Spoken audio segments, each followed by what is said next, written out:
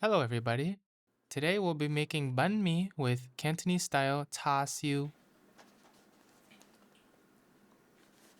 We'll start with the marinade. We'll need a lot of garlic, and you can smash this with a knife just to flatten it and make it easier to mince. Mince this up real good. It doesn't matter how much garlic you use. If you prefer more, just use more. Set that aside, and we'll start preparing the pork. You can use many different pork cuts for char siu, but today I'll be using pork shoulder blade roast. Primarily because this is a very cheap cut, but also because it's leaner than the likes of pork belly and pork butt. I'll first cut the bone out, then I'll cut the pork into even chunks so that it cooks consistently in the oven. Make sure to salt the pork before you put the marinade on. This helps draw out the moisture, but also helps the inside of the pork get flavor. You want to salt both sides and massage thoroughly. Once you've salted both sides, you can let this sit out on the countertop for 15 to 20 minutes. Let the salt do its work. Now the pork should have a slight glisten to it as the salt has drawn out the moisture. We'll begin with the garlic. Make sure to massage the garlic into both sides of the meat. Lei gum gei makes really good char siu sauce. I'll be using a generous portion here as the meat is quite thick. Make sure to rub in the sauce so that all sides of the meat are covered. I like to add a little bit of white pepper, just for a little punch, and also a little bit of oyster sauce, just for a little bit of depth of flavor. These two are optional, but if you have these ingredients, it doesn't hurt to add them. Next, I'll cover this with cling wrap. I like to use 2 layers of cling wrap, one touching the surface of the meat, and another just to cover the container. I'll let this sit in the fridge for at least a day, maybe 2, to let the pork really soak up the flavor of the marinade. Next up, we'll start making the bread. First, we'll need to grab some form of ascorbic acid. A vitamin C pill is a good choice.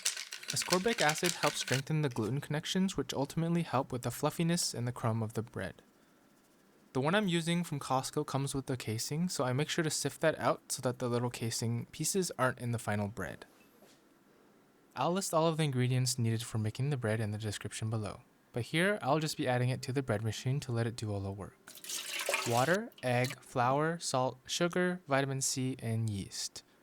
I like using a bread machine because it helps me with the kneading process, but it also helps me with the rising process as it heats up a little bit and keeps the little container warm. I'll let this do its thing, and once it's ready, I'll take the dough out. Now comes the long and tedious process of preparing the dough balls. First, I'll oil up the silicone mat so that the dough doesn't stick.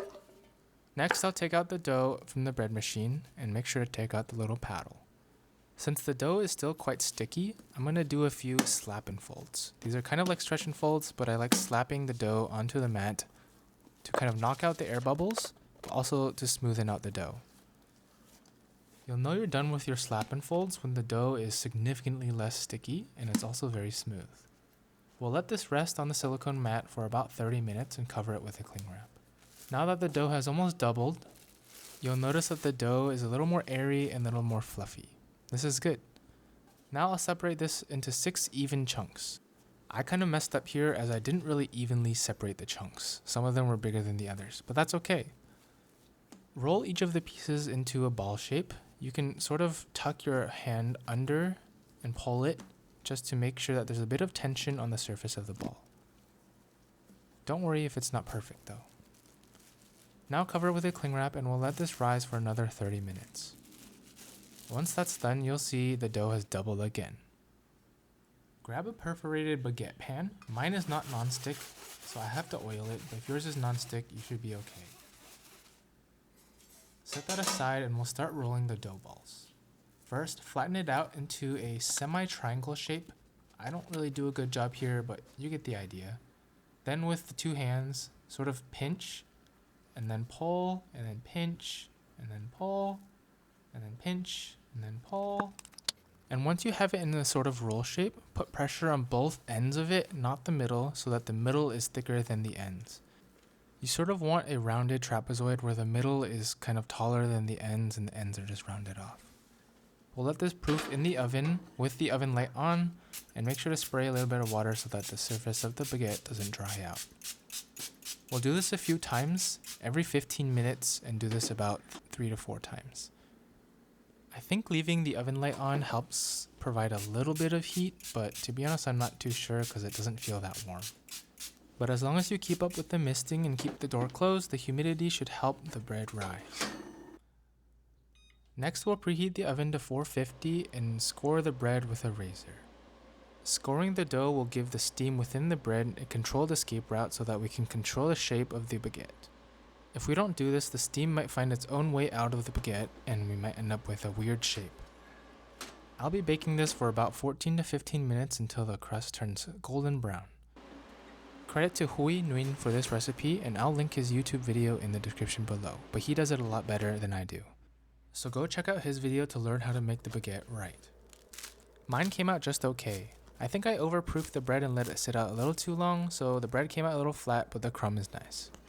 Next, we'll bake the Char Siu. With the wire rack, I'll place all of the marinated pieces of pork onto the wire rack, separated and not touching each other. With the leftover marinade, I'll also spoon that over just so that there's an extra flavor. I'll also brush on some honey to act as a glaze.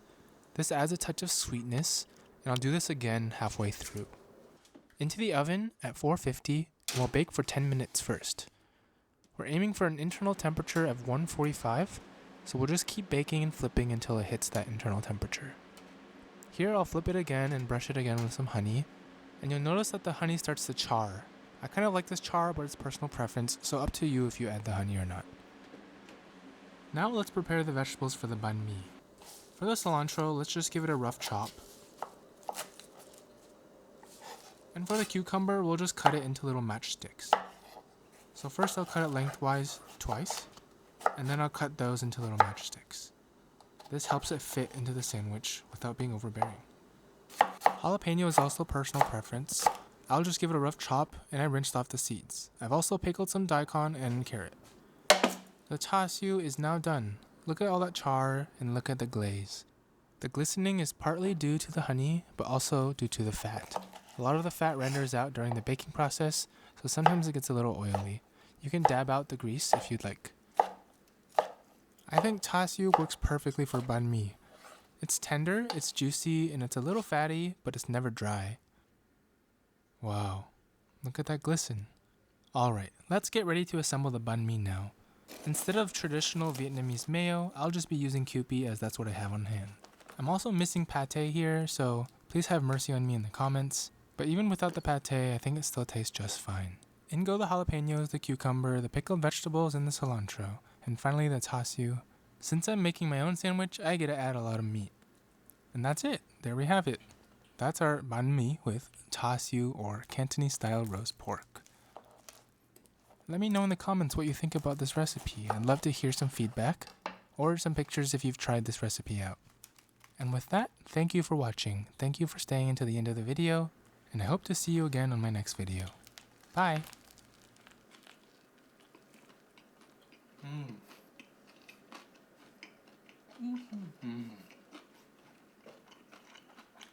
That's a banh mi. Good, right?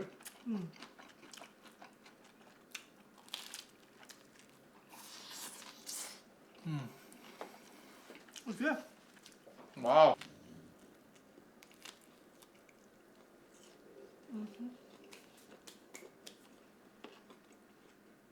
Very good.